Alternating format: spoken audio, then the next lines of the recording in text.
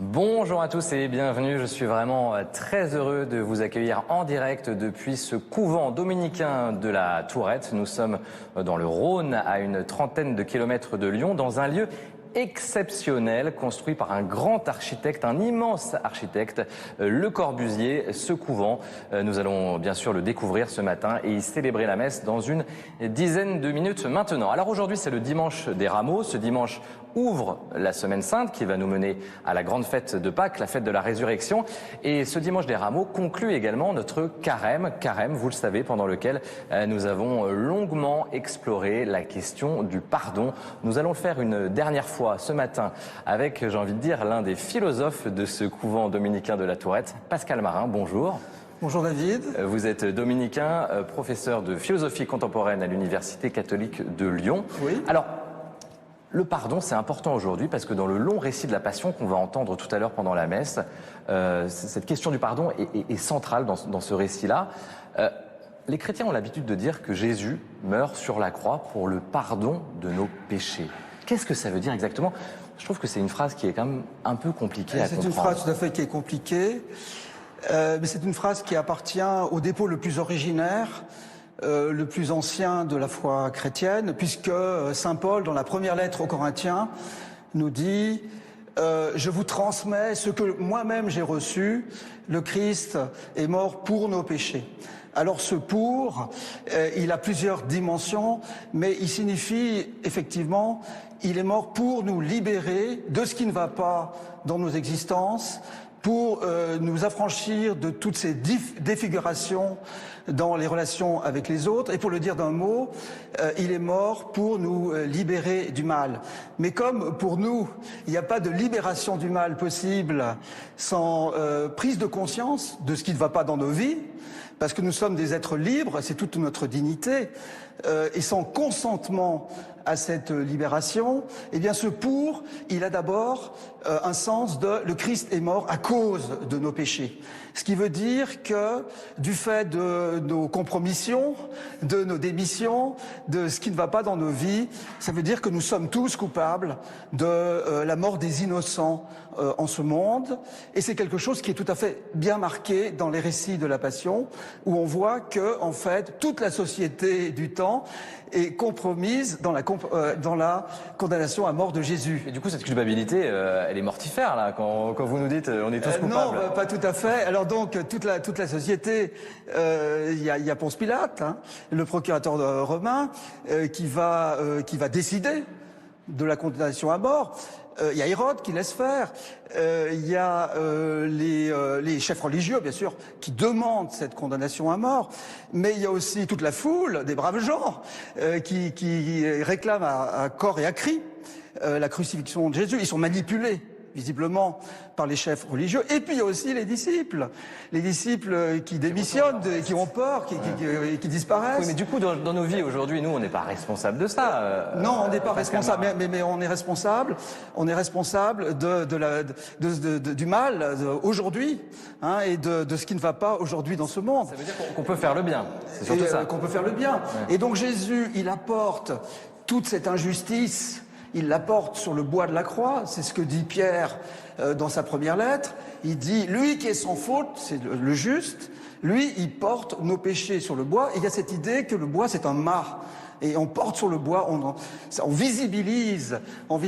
Et c'est quelque chose. Et donc du coup, comme on visibilise, on peut prendre conscience de ce mal. Il faut le voir. On peut le voir, en prendre conscience. Et c'est quelque chose qu'on peut comprendre aujourd'hui dans ce monde, hein, pour actualiser dans ce monde, quand on assiste, on est témoin à la souffrance des justes, à la mort des innocents.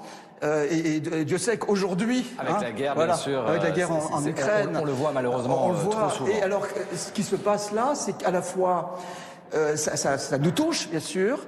Ça doit nous toucher, hein, à condition que nous ayons un cœur. À ce moment-là, il y a quelque chose de nos insuffisances qui se révèle. Et en même temps, il y a une source de générosité également qui se révèle en nous. Le désir de s'engager, d'être solidaire. Et nous sommes surpris de nous découvrir meilleurs que ce que nous pensions être. Alors, il y a une autre phrase importante dans le récit de la Passion dont on parle depuis tout à l'heure et qu'on va entendre, hein, je vous le rappelle, dans quelques minutes, hein, ici à la Tourette pour ce dimanche des Rameaux. Voilà cette phrase, « Père, pardonne-leur, ils ne savent pas ce qu'ils font ». C'est ce que dit Jésus sur la croix, c'est l'une de ses dernières paroles. Qu'est-ce qu'il faut entendre là aussi de quel pardon il parle, Jésus? Et tout à fait, donc c'est une parole très émouvante, parce que ça nous révèle un peu l'état intérieur de Jésus. Il n'est pas dans le ressentiment, il n'est pas dans la colère, il n'est pas dans la révolte, et il a ce désir du pardon, comme il l'a tout au long de sa vie, hein. Et en fait, il désire ce pardon pour ses bourreaux, hein, faut dire le mot, les soldats qu'il persécute et qui en rajoutent quand même, parce que c'est injuste. Et donc ils ont ce pressentiment qu'ils en font plus que pour les autres, d'une certaine façon. Père, pardonne-leur, ils ne savent pas ce qu'ils font. Donc ce que nous enseigne, nous rappelle Jésus. C'est Dieu qui pardonne en revanche. C'est Dieu qui pardonne. Parce qu'il s'adresse au Père. Que la source du pardon, elle est en Dieu. Et que nous ne sommes pas les maîtres du pardon. Nous ne pouvons qu'ouvrir la porte, si vous voulez, du désir. Nous pouvons que désirer que le pardon passe par nous. Et le pardon, il nous rejoint en allant vers les autres. C'est ce que saint François d'Assise a très bien dit dans sa prière. Il dit, c'est en pardonnant que nous sommes pardonnés. Donc, Jésus veut que cette source du pardon rejoigne les soldats, mais ils ne savent pas ce qu'ils font, c'est-à-dire qu'ils sont dans l'insensibilité du cœur, on peut dire dans la corruption de la conscience morale. Et en fait, ce pardon qu'ils désirent pour eux ne va les rejoindre que s'ils font tout ce travail de prise de conscience de la violence qu'il y a dans leur vie. Ça va pas se faire de façon magique. Non, une prise en compte de la réalité. De la réalité. Ouais. Il faut que ça les rejoigne.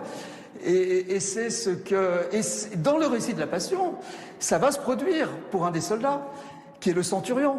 Hein, puisque le centurion, voyant comment Jésus meurt, il va dire, mais celui-ci, c'était injuste. Mais il ne faut pas entendre ça, oui, c'était injuste. Mais non, c'est un cri de douleur. Et donc il y a toute une révélation de sa propre injustice, mais de cette façon, il est sauvé par cette révélation. Parce qu'il s'en rend compte. Parce qu'il s'en rend compte. Il y a un autre personnage, c'est le bon larron aussi, qui meurt avec Jésus. C'est un brigand qui est sur la croix aussi, qui est crucifié le même jour que Jésus. Et voilà ce que dit Jésus au bon larron. Amen, je te le dis, aujourd'hui, voilà la phrase, avec moi, tu seras dans le paradis. Alors là, c'est presque révolutionnaire. Jésus nous dit que, quoi qu'on ait fait, on a droit au paradis. Ah ben bien sûr, oui. C'est-à-dire que le bon larron, il est tout à fait dans cette expérience, qui est aussi celle du centurion. C'est-à-dire qu'il est touché par cette relation avec Jésus. Il y a quelque chose d'une vie, du pardon, déjà, qui se révèle en lui.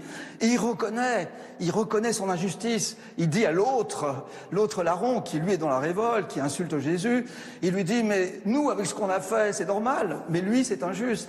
Et à ce moment-là, si vous voulez, il y a déjà quelque chose de la vie, on pourrait dire, de la croix, ça conduit à la résurrection, de la résurrection qui s'accomplit déjà dans la vie de cet homme. Et Jésus lui dit, ce soir tu seras avec moi en paradis. Et il dit, mais tu es déjà sauvé parce que tu as accédé à la grâce du pardon, tu es revenu dans la vie, et c'est ça le pardon, c'est-à-dire que dans nos vies, c'est une force de résurrection. C'est ça, en fait, la résurrection pour vous, elle passe par le pardon dans nos vies. Par le pardon, parce que ça nous remet sur le chemin de la vie, alors que la culpabilité, le ressentiment, qu'est-ce que ça fait? Ça nous ancre dans le passé, à toujours tourner autour des mêmes événements, à ressasser les mêmes choses. Le pardon nous libère, il nous remet sur un chemin de vie, et pour nous chrétiens, nous croyons, nous confessons, mais nous avons une sorte de vérification dans cette expérience du pardon, c'est un chemin de vie éternelle. C'est la grande modernité du christianisme, finalement. C'est la grande modernité du christianisme, parce que, de toute façon, là où il y a l'homme, il y a toujours le mal. Il y a toujours le mal. Mais il y a aussi toujours le bien. Et il y a toujours aussi le bien, bien sûr. Et justement, c'est de se libérer du mal pour aller vers le bien. Et tant qu'il y aura l'homme, eh bien, il y aura la culpabilité, il y aura le ressentiment, et c'est ce besoin d'être délivré du mal. Et c'est pour ça que le christianisme, son cœur, c'est l'humanité souffrance. Merci. Et donc voilà, il reste toujours... Merci Pascal.